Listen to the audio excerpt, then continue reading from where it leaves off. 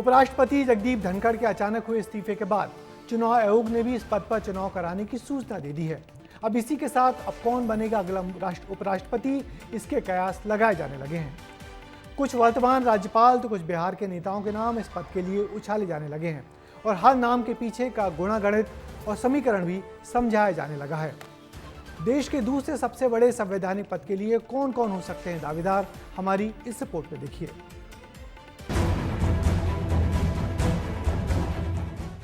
जगदीप धनखड़ का इस्तीफा, अब अगला उपराष्ट्रपति कौन होगा? सियासत का खेल शुरू हो चुका है।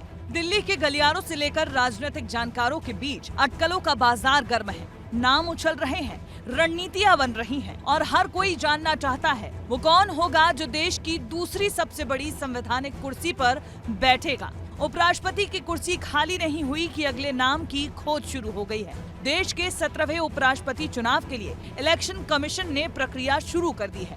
जल्द ही इसकी अधिसूचना भी जारी हो जाएगी। चर्चा है कि अगस्त महीने के आखिर तक देश को नया उपराष्ट्रपति मिल सकता है। नए उपराष्ट्रपति पद के दावेदारों में कई नाम चर्चा में हैं। इनमें सबसे पहला नाम है नीतीश कुमार का।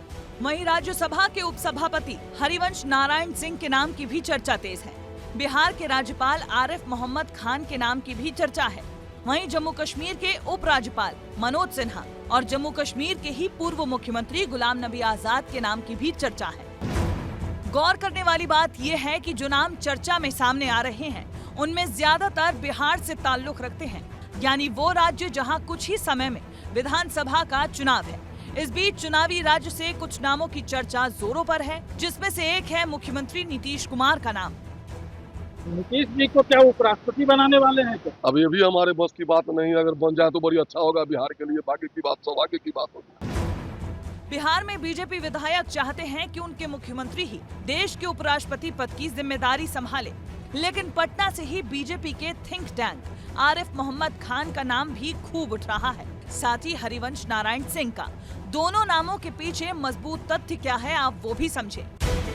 आरिफ मोहम्मद खान के नाम की चर्चा इसीलिए है क्योंकि वो विवाद और इस्लामिक कट्टरता से दूर है। प्रोग्रेसिव सोच रखने वाले मुसलमानों में उनका नाम आता है और उनके नाम के साथ सत्ता पक्ष साल 2017 वाला दाव भी चल सकता है।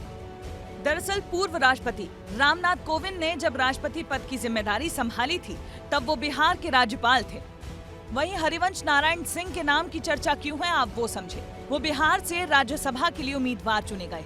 2020 से राज्यसभा के उपसभापति हैं और धनखड़ के इस्तीफे के बाद वो राष्ट्रपति भवन भी पहुंचे थे, जहां उनकी राष्ट्रपति द्रौपदी मुर्मू से मुलाकात हुई। वो पत्रकारिता में लंबा अनुभव भी रखते हैं। ऐसे में क्या उपराष्ट्रपति चुनाव में बिहार वाला कनेक्शन भी सामने आएगा, ये देखना दिलचस्प होगा। लेकिन ये जरूर तय है कि उपराष्ट्रपति का चुनाव आसान नहीं है। असली खेल सियासी समीकरणों का भी होगा। अनुच्छेद 66 के तहत दोनों सदन का मत जरूरी होता है।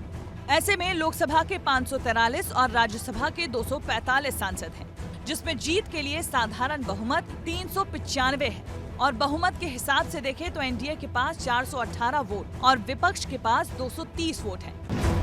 अब 395 के बहुमत तक पहुंचने के लिए विपक्ष को बागी वोट या निर्दलीय सांसदों की जरूरत पड़ेगी।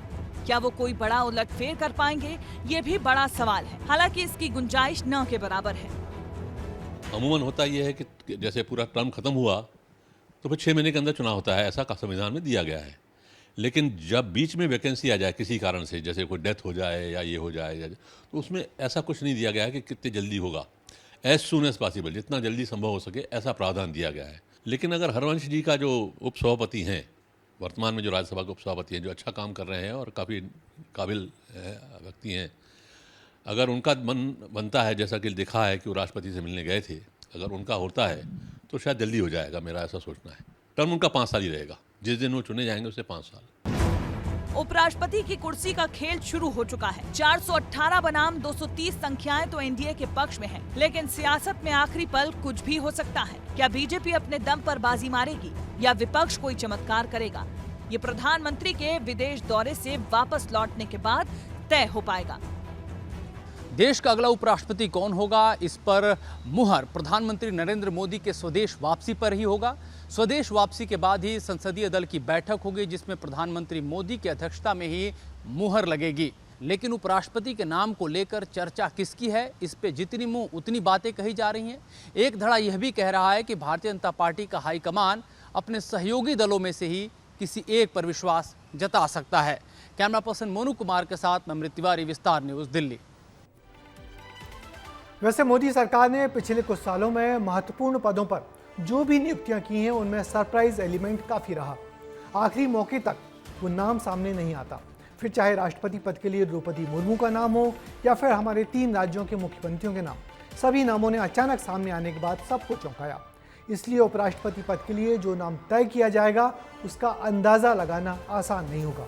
फिर भी हमारे कयास तो लग ही रहे हैं।